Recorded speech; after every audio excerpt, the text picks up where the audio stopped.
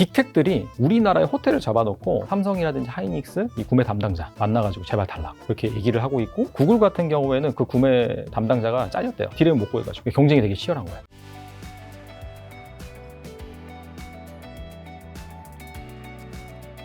원달러 환율 여전히 또 높은데 이게 국내 증시 외국인 수급에는 좀 어떤 영향을 미칠까요? 일단은 환율이 높다는 것 자체는 사실 네. 그렇게 좋은 시그널은 아니죠. 아니죠. 하지만은 반대로 생각한다. 우리나라를 좋게 본다라고 했을 때는 그만큼 싸네 한국이. 왜냐면은 환율이 쌀 때 K 주식을 사서 나중에 환율이 또 내려가면은 그들은 또 환차익도 얻는 거기 때문에 결국에는 이제 펀더멘탈이 중요하다라는 관점에서 봤을 때는 제 생각에는 최근과 같은 그런 유동성 발작 현상이 일어나지 않는다라고 한다면은 현재 환율 밴드가 좀 낮아질 가능성도 있다라고 저는 개인적으로 생각을 합니다. 정말 6천을 간다든지 그다음 반도체가 계속해서 돈을 잘 벌어준다든지 한다면은 좀 더 내려갈 수 있지 않을까. 최근에 한 1,420원대까지 내려왔다가 캐비머시 쇼크 때문에 거의 한 1,460원까지 올랐나요? 약간 또 내려갈 수 있다라고 생각을 하고, 그다음에 이 환율 관련해서 이게 한때 유튜브에서도 이게 상당히 좀 알고리즘을 잘 받았던 콘텐츠가 있어요. 그게 뭐냐면은 환율이 1,500원 뚫으면은 뭐 부동산 무너진다. 약간 그런 거 있잖아요. 그렇죠. 네. 근데 저는 좀 생각이 다른 게, 그러니까 환율이나 그런 것들은 뭐냐면은 급격하게 상승하면 문제가 되는데 반대로 급격하게 낮아져도 좀 문제가 되는데, 그러니까 서서히 뭔가 그런 추세적인 변화가 생기는 거는 여러분들이 생각하는 그렇게 뭐 IMF 위기라든지 그런 게 갑자기 생기지는 않는다. 그렇게 이제 말씀을 드릴 수 있을 것 같아요. 자, 근데 올해 상고하저 흐름 예상하는 전문가분들이 진짜 굉장히 많더라고요. 올해 상반기는 좋을 것이다. 하반기는 좀 이제 이익이 떨어진다기보다 이게 둔화가 되면서 증시가 좀 선반영하면서 안 좋아질 것이다. 그게 또 좀 더 안 좋게 보신 분들은 1분기까지 수익을 좀 봐야 된다. 이렇게 얘기하신 분들도 있던데 그 이유는 뭐고 어떤 리스크들이 있는 거죠? 일단은 반도체가 앞서서 말씀드렸다시피 가장 중요하다고 말씀드렸잖아요. 지금 반도체 제일 중요한가요? 이 대한민국 산업지도 책을 쓰셨는데. 왜냐면은 이게 앞서서도 코스피 영업이익 올해 컨센서스가 한 450조 정도? 60조 정도 나오는데 그 중에 60, 70%가 반도체예요. 그러니까 여기가 무너지면은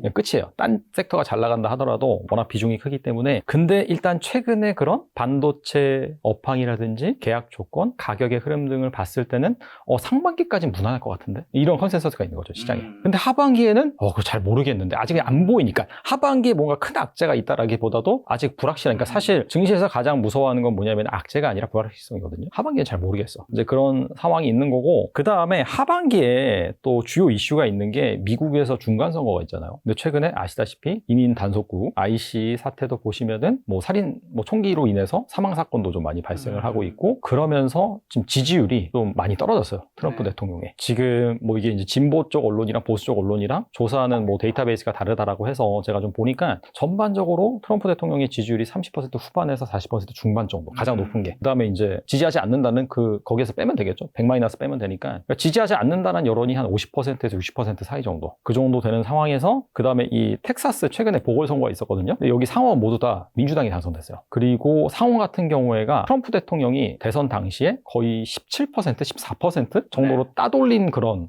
주인데 오히려 정반대의 흐름이 나왔어요. 그래서 어떻게 본다면은 이 공화당의 텃밭인 텍사스에서 지금 민주당한테 이 의석을 내줬다는 것 자체가 상당히 지금 좀 불안하다라는 그런 시그널이 될 수 있는 거고, 그렇게 된다면은 11월 이 중간선거 갔을 때 과연 이 불확실성이 더 커질 수 있는 그런 환경에 직면하지 않겠나라는 부분이 있고, 그 얘기는 즉슨 이 트럼프 대통령이 추진해왔던 BBB 법안, 여기에서 뭐 아무래도 신재생을 좀 위축시키고, 그 다음에 이 트럼프 대통령이 추진하려고 했던 원전이라든지 AI라든지 여러 가지 그런 정책에 있어서 브레이크가 걸릴 가능성이 있거든요. 이런 것들을 시장이 이제 슬슬 어떻게 본다면은 지금은 사실 그까지 걱정 안 하고 지금 뭐 반도체 좋고 뭐 좋고 하는데, 그때 가서는 그 이슈가 점점 더 부각이 될 수가 있다라는 측면에서 그때는 좀 변동성 확대할 수 있겠구나라고 생각해 볼 수 있을 것 같아요. 그러면 많은 전문가들이 얘기하는 상고하저 좀 공감하시나요? 상고는 맞는 것 같은데 하는 모르겠어요. 하는 중이 될지 아니면 저가 될지 이제 그런 리스크를 감안해서 좀 봐야 되겠죠. 하가 고가 아니라고 보는 건 같은 의견이시네요? 아무래도 좀 리스크가 있을 것 같아요. 그때 한 번은 좀 충격이 오지 않을까 그런 생각이 있습니다. 자, 그리고 또 자사주 소각 의무화가 시행되면 코스피 주당 순위니까 밸류에이션 재평가에 어떤 변화가 있을까요? 자사주 소각이 의무화된다면은 자사주 소각 같은 경우에는 결국에는 뭐 약간 재무적인 쪽으로 갈 수밖에 없는데, 그 기업의 자본을 줄이는 거예요. 쉽게 말하면은. 자본을 줄이면은 ROE라고 하죠. 순이익 나누기 자본이 ROE인데 당연히 분모가 낮아지니까 ROE가 높아지는 거고, 그리고 이제 주식수가 줄어들고 하니까 당연히 이제 EPS가 또 올라가는 그런 흐름이 있고, 그냥 펀더멘탈적으로 좋게 만든다라는 그런 부분이 가장 큰 것 같고, 그리고 그만큼 어떻게 본다면은 이 한국 기업들의 주주 환원 그런 이슈가 점점 커진다. 예전엔 사실 한국 증시 같은 경우에는 주주 환원 그런 배당을 받고 투자하는 게 아니라 그냥 화끈하게 뭔가 이제 경기가 확 터나면은 뭐 반도체라든지 IT라든지 그쪽을 딱 먹고 빠지는, 그리고 뭐 바이오라든지 뭔가 그렇게 신기술 산업이 탄생을 하고 뭔가 모멘텀이 발생을 하면은 주가가 빠른 속도로 치솟으니까 거기서 약간 트레이딩을 하는 그런 장세로 인식이 됐는데, 자사주 소각 뭐 의무화라든지 주주 가치 환원 재고 움직임이 발생을 한다면은 약간 장기적으로 투자하려는 그런 매수세도 들어오겠죠. 그리고 또 그럼 이어져서 좀 더블 카운트 이슈가 저평가된 그럼 지주사들의 주가가 실제 가치에 또 수렴하게 되는 걸까요? 많이 오르기도 했죠? 그렇죠. 많이 오르기도 했는데 제 생각에는 그런 이슈가 아직 그 상법 개정이라든지 그게 또 2차, 3차 된다라고 하잖아요. 그런 부분이 있으면은 그런 이슈가 나올 때마다 한 번 정도 더 모멘텀이 될 수 있겠고, 이런 것들이 이제 시장의 주도주로 확 끌고 나가기보다는, 왜냐면 그거 같은 경우에는 이미 작년 한 6월부터 이재명 대통령이 당선되자마자 그 이슈로 인해서 해당 주식들이 어느 정도 재평가가 이루어졌기 때문에 새로운 건 아니잖아요. 그리고 사실 이런 것들이 이벤트로 인해서 한번 밸류가 계단식으로 점프업하는 그런 이슈지, 돈을 잘 벌어가지고 뭔가 꾸준하게 성장하는 그런 이슈는 아니기 때문에, 이런 종합적인 유동성 환경과 현재 시장 상황을 고려해 봤을 때 지금도 보면은 반도체가 한번 쭉 치고 올라간 다음에 여기에서 돈을 좀 벌면은 반도체 좀 쉬어갈 때 딴 거 살 거 뭐 없나? 라고 하면서 그 자금이 찾아다닙니다. 그러면서 뭐 최근에 2차 전지도 오르기도 하고 바이오도 오르기도 하고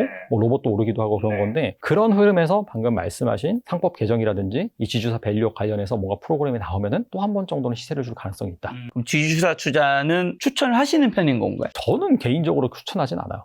제 성향과 안 맞아서. 성향과 안 맞아서. 하지만 좀 앞으로 오를 수 있는 여지는 충분히 있긴 하다. 그렇죠. 자, 그리고 또 대형주 쏠림 현상으로 인해서 남아소였다 포모 느끼는 개인분들이 많단 말이죠. 그리고 아무래도 코스닥에 또 개인분들이 투자한 게 많은데, 코스닥이 뭐 오르긴 했어도 코스피보다 더 오르기도 했으니까요. 소외된 중소형주 순환매 장세 언제쯤 오는 건지, 아니면 여전히 주도주는 대형주가 되는 건가요? 올해도? 꼭 그 대형주와 중소형주 입원법으로 보신다라기보다도 지금 현재 모멘텀이 발생하고 있는 쪽이 대형주 쪽이 많습니다. 반도체 같은 경우에도 사실 삼성이랑 하이닉스 중심으로 올라가는 게 맞고, 그 다음에 여기에서 최근에 소부장도 많이 오르긴 했어요. 뭐 원익 IPS라든지 한미반도체라든지 몇몇 기업들은 뭐 ISC 뭐 이런 기업들 많이 오르긴 했는데, 그래도 주인공은 삼성과 하이닉스다. 그 이유가 뭐냐면은 반도체 슈퍼사이클이긴 한데, 결국엔 이 소부장들은 뭐냐면 증설을 해야지 발주가 나오고 돈을 벌잖아요. 근데 이게 공급 쇼티지고 아직까지 증설 계획을 발표하긴 했지만은 막 장비가 반입이 되고 뭐 팹이 지어지고 그런 단계는 아니거든요. 그러니까 그런 것들 따져봤을 때 아무래도 소부장 쪽은 모멘텀이 좀 다소 약할 수가 있다라고 이제 보시면 될 것 같고, 그 다음에 로봇 쪽도 살펴보면은 지금 현대차가 대장주이긴 하잖아요. 그렇죠. 물론 이제 로봇 쪽은 좀 다르긴 해요. 왜냐면 이제 중소형주들이 많이 오르긴 해서. 근데 이것도 마찬가지로 실제로 실제가 있고, 이 아틀라스라는 움직이는 휴머노이드 로봇을 선보일 수 있는 그런 단연코 뭐 넘버원 기업이 현대차이기 때문에 국내 증시에서는 당연히 이 대형주 중심으로 뭔가 시세가 형성되는 게 맞는 것 같고, 최근 흐름들이 다 그런 것 같습니다. 그래서 대형주가 너무나 많이 올랐으니까 이제 중소형주 장세가 올 거야 라기보다도, 대형주가 살아있기 때문에 이 순환매 관점에서 예를 들어서 삼성이랑 하이닉스 좀 이렇게 해서 투자를 했다가, 여기 시총이 워낙 크잖아요. 여기 좀만 팔아도 이 중소형주 쪽으로 왔을 때는 갑자기 급등할 수 있는 그런 자금이 마련이 되고, 실질적으로 증시에서는 그런 플레이어들을 많이 하거든요. 순환매 장세라고 하고, 반도체가 올라갔을 때 이제 잠깐 쉴 때 내려와서 그런 약간 중소형주를 사는 거죠. 그러면서 중소형주 좀 오르고, 그래서 따라가는 그런 흐름이다라고 보시고 그렇게 투자하셨으면 좋겠어요. 자, 그러면 이제 대한민국 산업지도책을 쓰신 만큼 이제 산업을 공부하신 분이기에 올해 1분기 주식투자 유망 섹터 어디일까요? 지금 이제 2월인데 올해 상반기 뭐 올해 내내 어느 쪽을 투자해야 될까요? 역시 반도체인가요? 저도 말하다가 좀 지겨워가지고 이제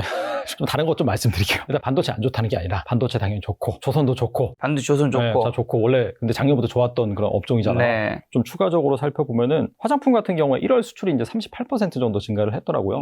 그래서 여기도 최근 좀 상승장이 좀 소외가 되어 있었는데, 이런 실적 모멘텀이 발생하면은 좀 좋아지지 않을까라는 측면이 있는 것 같고, 그 다음에 뭐 증권적 좋을 수밖에 없죠. 코스피가 이렇게 많이 올라가고, 코스닥도 최근에 1000포인트 돌파하면서 거래량이 엄청나게 늘고 있기 때문에, 그리고 그런 부분 때문에 당연히 증권적 돈 잘 벌 수밖에 없다라고 말씀을 드리고요. 그 다음에 또 하나 봐야 될 게 뭐 내수주긴 한데 중국 소비주. 뭐 아시다시피 이번 정부의 스탠스가 지난 정부와는 달리 이 중국과 관계를 좀 유화적으로 풀어보자라는 그런 부분이고, 뭐 아시다시피 지금 일본과 중국 사이가 너무나 안 좋습니다. 이 다카이시 사나이 총리가 대만 유사시 일본이 참전해야 된다 계속해서 주장을 하면서, 뭐 거기는 지금 뭐 일본행 비행기가 거의 뭐 실종됐다시피 할 정도로 안 좋은 상황에서 지금 조만간 이제 춘절이 발생을 하잖아요. 중국인들이 기사를 제가 봤는데 가장 많이 춘절에 많이 갈 그런 국가가 한국이라고 하더라고요. 그래서 이 중국인 관광객들이 왔을 때 수혜를 받을 수 있는 그런 뭐 호텔 관련 주식이라든지, 재밌는 게 그 코로나 당시에는 정말 최악의 업황이 호텔이었잖아요. 그때는 공실 어마어마했고 그러다 보니까 그때 호텔을 거의 안 졌대요. 하나도 안 졌대요. 근데 호텔이 지으려면은 최소한 3년 걸립니다. 인가까지 받고 승인 나고 건물 올리고 운영하는 데까지 3년 정도 걸리는데 이 코로나 때 원래 지어져야 할 것들이 못 지은 거예요. 그러다 보니까 지금 완전 쇼티지예요. 서울에 있는 호텔이 공실이 없답니다. 그래서 이 호텔을 가지고 있는 뭐 복합 리조트 그런 쪽에도 좀 괜찮을 것 같고 예전에와 좀 트렌드가 달라진 게 예전에는 이제 중국인들이 오면은 주로 이제 따이공이라고 했죠. 뭐 보따리상이라고 해서 면세점 가서 많이 사고 했는데 요즘엔 뭐 아시다시피 올리브영 많이 가죠. 올리브영 엄청 가죠. 그렇죠. 그런데 가서 일단은 사서 사용을 해보고 마음에 들면은 이제 본국으로 돌아가서 아마존이나 그런 데로 주문을 많이 한대요. 그런 달라진 유통 패턴 그런 것들을 감안했을 때 그럼 우리나라 뭐 소비주라든지 그런 쪽도 좀 잘 보시면 좋지 않을까. 뭐 추가적으로 미용 의료기기 이런 쪽도 지금 소외되어 있긴 한데 이쪽도 괜찮을 것 같습니다. 관광객들 많이 들어오면. 피부 미용 의료기기 말씀하시는 거겠죠? 그러면 정리하면 반도체, 조선과 화장품, 피부 미용 의료기기가 증권과 중국 소비주, 호텔 이 정도가 되는 건가요? 맞네요. 네. 화장품과 피부 미용 의료기기 그다음에 뭐 중국 소비주, 호텔 여기서는 산업 안에서도 어떤 종목들 위주로 이제 봐야 될까요? 뭐 데이터라든가. 화장품 같은 경우에 수출 데이터가 월마다 나오니까요. 네. 미용 의료기기도 마찬가지고요. 그래서 그거와 관련된 그런 뭐 기업들을 좀 보시면 좋을 것 같고 그 다음에 중국 소비주 같은 경우에는 앞서 말씀드린 것처럼 이 외국인 관광객이 계속해서 유입되는 것도 월마다 통계로 나오거든요. 그런 것들은 통계를 굳이 안 보셔도 아마 기사로 엄청 나올 거예요. 그래서 이제 그런 것들 감안하셔가지고 보시면은 좋지 않을까 생각합니다. 그러면 이제 증권은요? 증권도 증권회사 사실 너무 많잖아요. 뭐 다 어깨가 호황이라 해서 뭐 대부분 가긴 하겠지만 더 가는 주식도 있으니까요. 그러니까 아무래도 이제 개인 투자자들이 이제 많이 이용하는 MTS를 가지고 있는 증권사 잘 보시면 좋을 것 같고 그 다음에 최근에는 직투의 시대이긴 한데 개별 주식보다는 ETF 투자도 많이 하시거든요. 그래서 최근에 이 증시 수급을 보면은 기관 쪽에 수급이 되게 많이 잡히는 경향이 있는데 대부분 어디냐면 금융 투자입니다. 근데 금융 투자가 바로 이 개인들이 투자하는 ETF로 수급이 들어와서 잡히는 거긴 하거든요. 그래서 뭐 이거는 어쩔 수 없이 상위 집중 현상이긴 해요. 그래서 뭐 아시다시피 뭐 코덱스라든지 타이거 이런 그 ETF가 규모가 가장 크기 때문에 대표적으로 이제 증시에서 봤을 때는 미래에셋증권이라든지 이런 쪽도 괜찮지 않을까 생각합니다. 근데 방금 언급해준 이제 올해 유망 섹터에 방산과 원전과 로봇은 빠져 있는 게 지겨워서 말씀 안 하시는 건지 이 섹터는 좀 아닌 것 같다고 하시는 건지. 로봇은 일단은 방금 1분기로 말씀하셔가지고 전체적으로 봤을 때 로봇이 해당이 되죠. 올해 뭐 연간으로 봤을 때는 로봇은 해당이 된다라고 말씀드릴 수 있을 것 같고 방산 같은 경우에는 솔직히 잘 모르겠어요. 그러니까 안 좋다는 게 아니라 일단은 주가적인 측면으로 봤을 때는 이미 많이 올랐고 그 다음에 뭐 올해도 계약이 나오긴 나오겠지만은 그런 것들을 더 대단한 계약이 나와야지 추가적인 상승이 가능하지 않을까라는 그런 측면이 있고 원전은 이제 시작이죠 사실. 로봇이랑 원전 같은 경우에는 뭐 로봇은 사실 시세는 많이 올랐는데 산업은 이제 시작이죠.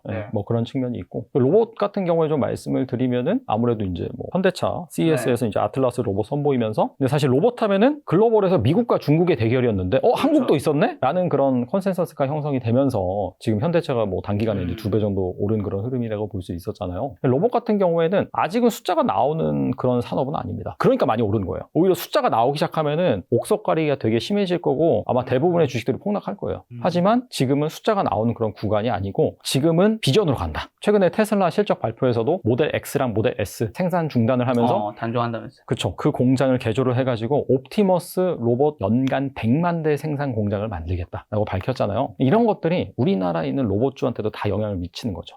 진짜 이 로봇의 시대로 가는구나.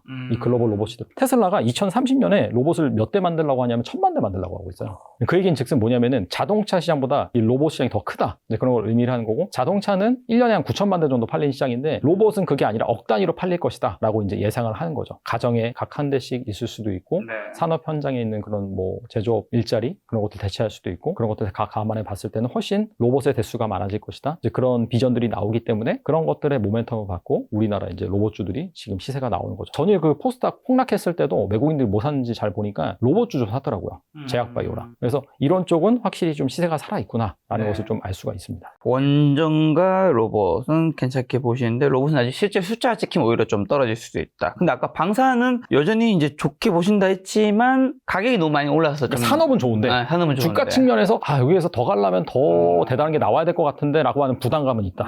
네. 그러면 이제 똑같이 한번 여쭤보면 반도체 뭐 깊이 이제 곧 들어갈 텐데 반도체도 많이 올랐단 말이죠. 많이 올랐죠. 둘 다 많이 올랐는데 반도체는 이제 방산점 보시진 않은 것 같아서 반도체는 똑같이 많이 올랐는데 반도체 왜 더 좋게 보시는 거예요? 반도체는 업황이 사실 작년 한 9월부터 시작됐어요. 방사는 훨씬 이전부터 2014년부터 시작했죠. 러우 전쟁 이때부터 어떻게 보면 모멘텀을 받아서 그때로 인해서 나토 회원국들이 이제 이렇게 발주 늘리면서 우리가 폴란드랑 대규모 계약을 체결하고 그러면서 동남아로 확대되고 최근에 남미까지 되면서 여기는 이제 성숙기 단계다. 하지만 반도체는 어떻게 본다면은 작년 9월부터 시작되는 사이클이다라고 볼 수 있고 저도 이제 많은 그런 반도체 전문가분들 인터뷰를 하는데 단연컨대 당군일의 최대왕이다. 이 얘기로 좀 정리가 되는 것 같아요. 이게 뭐 사실 AI 사이클이 오면서 HBM이라는 어떻게 보면 주문형 메모리 반도체 시장이 탄생이 됐고 원래는 이것만 보고 와가지고 삼성전자는 사실 주가가 비실비실했고 그렇죠. 반대로 하이닉스는 괜찮잖아요. 근데 이 AI 사이클, 이 AI 서버를 엔비디아가 이제 그 GPU 이제 AI 가속기 만들면서 기존엔 HBM의 메모리 조금 썼다가 이제는 기존 메모리까지 같이 써야 되는 상황이 온 거예요. 이 스펙을 높이기 위해서. 그래서 디램 같은 경우에 작년부터 쇼티지가 나고 작년 말 올해 초부터는 낸드까지도 지금 쇼티지가 나는 그런 상황인데 그래서 빅텍들이 지금 최근에 들리는 얘기에 의하면 우리나라에 호텔을 잡아놓고 계속 그 삼성이라든지 하이닉스 이 구매 담당자 만나가지고 제발 달라고 그렇게 얘기를 하고 있고 구글 같은 경우에는 그 구매 그 담당자가 잘렸대요. 왜요? 디램 못 구해가지고 경쟁이 되게 치열한 거예요. 예전에는 뭐 예를 들어서 뭐 엔비디아 와가지고 야 우리 많이 필요해 얼마 정도 만들어줘.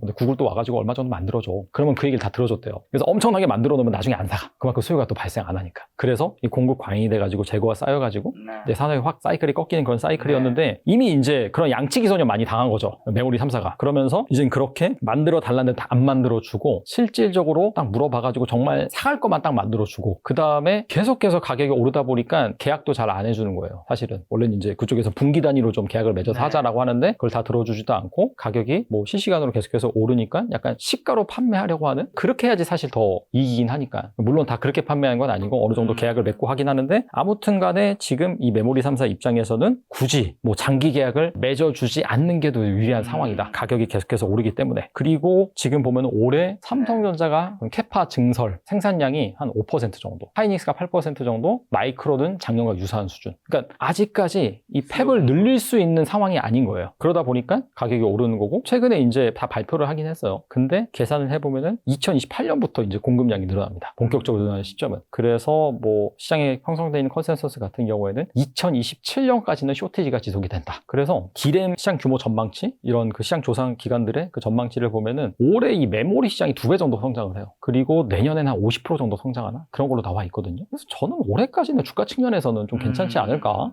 그런 생각을 합니다. 자, 반도체가 지금 오늘 좋게 보신 여러 가지 섹터가 있지만 이제 지겨워서 말을 덜 하셨지만 그런 거를 다 뺀다면 확실한 1순위 올해 유망 섹터는 반도체인가요? 반도체 맞고 반도체가 죽으면 아마 증시도 꺾일 가능성이 있습니다. 알겠습니다. 반도체 좀 더 여쭤보면 젠슨왕이 언급한 수조 달러 규모의 AI 인프라 중축이 그럼 국내 반도체 기업들에게는 어떤 영향을 좀 미칠까요? 뭐 이거 같은 경우에는 당연히 이제 메모리 반도체가 많이 필요하니까 그 삼성이나 하이닉스의 생산한 반도체로 하여금 가격이 계속해서 오를 수밖에 없는 그런 상황이고 사실 그 젠슨 왕이 터트린 공인데 그러다 보니까 다른 그런 빅텍 기업들이 반도체를 구하기 힘든 거죠. 그래서 아까 제가 말씀드린 것처럼 이 구글의 구매 담당자가 해고를 당한 그 자체가 반도체를 구하지 못해서 발생한 그런 문제인 것 같고 그리고 아이러니하지만은 지금 사실 캐파를 막 확장을 하면 이 수혜가 이 소부장단까지 이어질 수가 있는데 여기는 좀 애매한 거예요. 왜냐면은 이제 캐파를 확장한다고 발표를 했지만은 실제 장비 반입이 들어가는 거는 아마 뭐 한 내년 정도? 그 정도의 가능성이 높거든요. 그래서 이 소부장 쪽 같은 경우에는 모멘텀을 받아서 시세는 나오긴 나오지만은 실질적인 수혜는 이 메모리 3사 쪽으로 이제 집중이 된다라고 이제 볼 수가 있는 거고 여기도 많이 올랐는데 뭐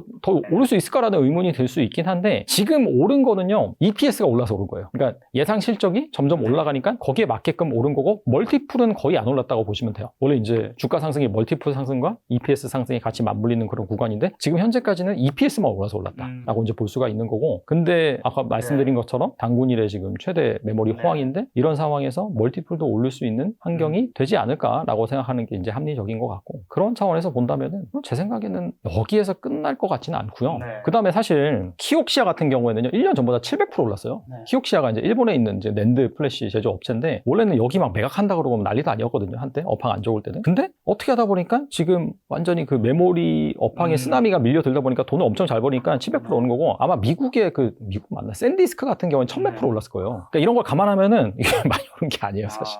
자 그럼 범용 디램 가격이 또 급등하면서 DDR5 마진이 HBM을 또 추월할 수 있다는 분석도 있다고 하는데 실제로 근거가 있는 이야기인지라 이런 수익성 역전 현상이 주가에 미치는 영향은요? 그래서 최근에 어떻게 본다면 삼성 주가가 탄력이 많이 좋아졌죠. 예전에는 하이닉스만 많이 올랐는데 레거시 이 디램 이쪽 네. 상황이 상당히 많이 좋아지면서 주가가 상당히 많이 올랐고 실질적으로는 그래서 이 하이닉스의 이 디램 사업부 여기가 TSMC보다 지금 마진이 좋다 그런 얘기도 네. 나오고 있어요. 지금 부르는 게 합시다 보니까 디램 같은 경우에는 지금 1년 전부터 범용 디램 기준 DDR4 8기가짜리 기준으로 한 6배 정도 올랐고 낸드 플래시 같은 경우에도 최근 한 몇 개월 만에 한 100% 넘게 올랐기 때문에 이런 마진이 가증하지 않을까라는 생각이 있고 그런 차원에서 HBM 쪽에서 약간 좀 부진했던 삼성이 최근에 탄력이 좋아진 것도 뭐 이런 부분도 있고 그 다음에 HBM4 같은 경우에도 요번에는 삼성이 좀 이를 갈고 잘 만들었다라고 하더라고요. 약간 오버스펙으로 만들었대요. 오히려 고객사가 원하는 그런 스펙보다 오버스펙으로 좀 잘 만들었다고 해서 이번에 삼성전자가 HBM 시장에서 아마 3배 정도 매출을 확대할 그런 생산량을 확대할 그런 계획이라고 하는데 이런 것들이 또 삼성전자의 HBM4 시장의 점유율 확대로 이어질 수 있지 않을까 생각을 합니다. 저 아까 전에 이제 당군일의 최대 호황이라 말씀해 주셨는데 그럼 과거 호황기랑 비교했을 때 이번 메모리 슈퍼 사이클의 차이점은 뭘까요? 그러니까 과거 호황기 같은 경우에는 바로 이전 호황기라고 친다면은 코로나 이후의 호황기는 좀 약한 것 같고요. 네. 제가 봤을 때 2017년, 2016년부터 시작된 서버 그때는 이제 클라우드 막 시장이 커지면서 서버 증설 사이클이었는데 그때는 계약 구조가 달랐어요. 앞서 제가 말씀드린 것처럼 그냥 뭐 엔비디아가 야, 디램 얼만큼 만들어줘. 우리 많이 사갈게. 네. 그럼 그때 다 만들어주는 그런 상황이었어요. 사실 초기에는 근데 그렇게 만들어도 사실 쇼티지가 나니까 가격이 좀 많이 올랐고 사갔지만은 나중에는 그게 오히려 부메랑으로 돌아왔죠. 재고가 쌓이면서. 근데 지금은 그렇게 안 만들어줍니다. 만들어줄 수도 없고 그렇기 때문에 가격이 천정부지로 오르는 거고 그러다 보니까 앞서 말씀드린 키옥시라든지 샌디스크 어떻게 본다면 메모리 시장에서 사실 메이저 플레이어는 아닌데 그런 기업들의 주가가 이렇게 천정부지로 치솟는 그런 상황이다라고 보시면 됩니다. 또 삼성전자 2나노 공정과 엑시노스 2600의 성공 여부가 TSMC에 집중된 파운드리 시장의 판도를 바꿀 수 있을까요? 일단은 다들 바꾸길 원하고 있어요. 지금 아마 가장 최근에 발표된 파운드리 시장에서 삼성전자의 점유율이 10%가 안 되는 걸로 알고 있거든요. 한때 가장 높았을 때가 19%까지 갔어요. 삼성전자의 점유율이. 근데 이제 아마 갤럭시 버전 몇인지는 잘 기억이 안 나는데 GOS 논란이 있었거든요. 그때 신뢰를 잃으면서 이 파운드리 점유율이 많이 추락을 했는데 그래서 최근에 보면은 TSMC 쪽으로 너무나 집중이 되다 보니까 퀄컴도 지금 삼성전자 쪽에 발주를 준다라는 그런 또 기사가 나왔고 그 다음에 가장 대표적인 게 테슬라 일론 머스크가 AI6칩 같은 경우에는 그 삼성전자의 그 테일러 공장에서 생산을 하겠다라고 밝혔고 이거는 좀 개인적으로 저는 기대를 하는 게 뭐냐면은 그냥 발주라고 맡긴 게 아니라 테슬라의 기가팩토리랑 상당히 가까이 있어요. 차를 타고 가면은 1시간이 안 걸린다고 하더라고요. 그 얘기는 뭐냐면은 일론 머스크가 가서 쪼겠다는 거예요. 그냥 수를 맞추는 것도 자기가 다 관리 감독을 하고 물론 그래서 그 현장에서 일하시는 분들 같은 게 좀 괴로우실 거예요. 하지만은 왜냐면 워낙 워커홀릭이고 하지만 이번 계기를 통해서 정말 이게 2나노로 제작을 하는 거거든요. 사실 TSMC 같은 경우에도 2나노는 좀 도전적인데 삼성 같은 경우에는 더 도전적일 거 아니에요. 근데 일론 머스크가 가가지고 밤을 새서 열심히 잘 수율을 맞추면서 만들다 보면은 이런 것들이 상당히 좋은 레퍼런스로 남을 가능성이 있고 그렇다면은 다른 빅텍들의 수주도 충분히 따낼 수가 있겠죠. 사실 TSMC가 100이라고 한다면은 그 업계에서는 삼성전자가 한 85? 그 정도만 해줘도 충분히 좀 발주낼 의향이 있다라고 하는 그런 컨센서스 워낙 그쪽에 집중되다 보니까 그래서 제 생각에는 이런 것들이 잘 이루어진다면은 사실 삼성전자의 파운드리 점유율 상승에는 상당히 좀 고무적이다라고 볼 수가 있고 단 파운드리가 정말 의미 있는 실적 즉 흑자를 내는 시점 같은 경우에는 좀 시간이 걸린다라고 보시면 된다. 올해는 힘들고요. 제가 봤을 때는 한 내년 정도 가야지 그 결실을 보지 않을까 생각을 합니다. 자, 삼성전자가 15만 전자도 돌파하고 16만 원 지금 근처에 와 있고 SK하이닉스도 89만 원 근처에 와 있는데 그러면 이제 이런 이야기들 종합했을 때 전문가들이 목표 주가 대표 상하는 근거랑 삼성 하이닉스 어디까지 갈 수 있다고 보시나요? 뭐 저는 지수 전망은 작가님 말씀하신 것처럼 좀 의미가 크게 없을 수 있다고 생각하지만 종목 전망은 의미가 있다고 생각하거든요. 근데 지수 전망은 2천 몇백 개를 합치는 건데 이걸 어떻게 맞추나 그런 생각이 있거든요. 뭐 이유는 제가 앞서서 충분히 이제 말씀드렸다 생각을 하고 러프하게 본다면 하이닉스 지금 거의 90만 원이거든요. 그렇죠. 100만 원 당연히 넘을 것 같고요. 이 흐름 간다 본다면은 삼성전자 같은 경우에도 제 생각에는 메모리 사이클이 이 레거시 사이클로 좀 오고 그 다음에 앞서서 말씀드린 것처럼 HBM4 같은 경우에는 공격적으로 해가지고 작년보다 3배 정도 이제 매출을 늘린다라고 했었고 단순히 엔비디아 향에만 들어가는 것이 아니라 최근에 ASIC이라고 하죠. 뭐 주문형 반도체라고 해서 뭐 구글의 TPU라든지 그런 GPU의 대항마들이 나오거든요. AI 칩 그쪽에 좀 많이 늘 것 같아요. 삼성전자 전략적으로. 그래서 그런 것들이 성공적으로 들어간다라고 한다면은 삼성은 이제 한 16만 원 좀 안 되거든요. 20만 원 충분히 넘을 수 있지 않을까? 이런 흐름이 지속이 된다면은 앞으로도 둘 중에는 지금 이제 뒤늦게 들어오신 분이에요. 둘 중에 뭘 사야 될까? 지금 지금 산다. 예. 지금까지는 하이닉스가 많이 올랐고 1월 달에 삼성이 좀 더 올랐나요? 1월 달에는 좀 더 오른 것 같아요, 삼성이. 네. 참 이게 별로 안 좋아하는 질문 중에 하나가 엄마가 좋아, 아빠가 좋아. 우리 애들한테 이제 물어볼 때. 네, 그런 거긴 한번 한데 물어보잖아요, 근데. 저는 그냥 탄력은 삼성이 좀 더 좋을 것 같고, 근데 투자 관점에서 봤을 때는 저는 그렇다고 해서 뭐 삼성전자 하나만 사다, 그렇다라기보다도 그냥 ETF 사세요. 네. 무슨 ETF? 뭐 코덱스 AI 반도체 뭐 이런 거 있잖아요. 네. 근데 대부분 이 반도체 ETF들이 함성이랑 하이닉스 합쳐가지고 비중이 50%예요. 근데 그러다가 또 얼마 전에 소부장 막 워닝 IPS 이런 애들 막 10몇 프로 간 적 있거든요. 그냥 이런 애들 다 들어있거든요. 그래서 저는 그냥 편하게 그렇게 사자. 아, 그럼 다시 여쭤볼게요. 그럼 삼성 하이닉스 두 개 개별 종목을 살 수도 있고, 아니면 말씀하신 소부장대 합쳐진 ETF를 살 수도 있잖아요. 둘 중에는. 전 ETF 사죠. 왜요? 변동성이 더 적잖아요. 약간 그리고 이게 심리가 있어요. 심리. 그러니까 산업에 투자하는 거랑 개별 종목에 투자하는 거랑 그런 좀 안도감이 다르기 때문에 저같이 다소 좀 보수적인 분들 같은 경우에는 차라리 ETF로 투자하시는 게 좋다. 그리고 이거는 뭐 아시다시피 국내 상장된 주식에 투자하는 ETF이기 때문에 세금 이슈가 없어요. 약간 뭐 레버리지라든지 아니면 해외 주식에 투자하는 ETF는 뭐 이게 이제 결국에는 그 차익에 대해서 배당 소득세 과세하거든요. 그러면 또 세금 이슈가 있으니까 뭐 2천만 원 넘어가면 종소세 들어가고 하니까. 근데 우리나라 상장돼 있는 알주식으로 구성된 ETF는 세금 이슈가 없다. 혹시나 반도체 그러면 소부장 얘기 나와서 장비 소부장 종목 중 삼성전자, SK하이닉스 낙수효과 가장 크게 볼 수 있는 탑픽 종목들은 어떤 것들이 있을까요? 이건 좀 애매해요. 왜냐하면은 뭐 캐파 증설을 한다라고 해도 이게 우리나라 장비 업체들보다는 제가 봤을 때 해외 장비 업체들이 더 좋을 것 같아요. 이를테면 미국의 어플라이드 머트리얼즈라든지 아니면은 뭐 잘 아시는 네덜란드의 ASML이라든지 그런 쪽에 더 기회가 더 있을 거라고 생각해요. 아니면 일본의 소재 업체들. 그렇기 때문에 그냥 결론은 ETF가 가장 좋은 선택이다. 작가님도 ETF를 투자하고 계신가 봐요. 저도 투자하고 있죠, ETF. 네네. 또 개별 종목 안 하시고. 개별 종목은 거의 안 해요. 왜냐면은 제가 이제 아무래도 방송을 하다 보니까 혹시라도 개별 종목 한다고 해도 엄청 큰 종목들. 그렇지. 네, 시총 막 10위 안 애들은 이런 종목들을 하거나 아니면 안 하거나 괜히 나중에 자기가 사놓고는 뭐 좋다고 했네 이런 얘기 나올까봐. 삼전 하이닉스도 그럼 개별 종목은 가지고 계신 건가요? 아니, 전 ETF. ETF.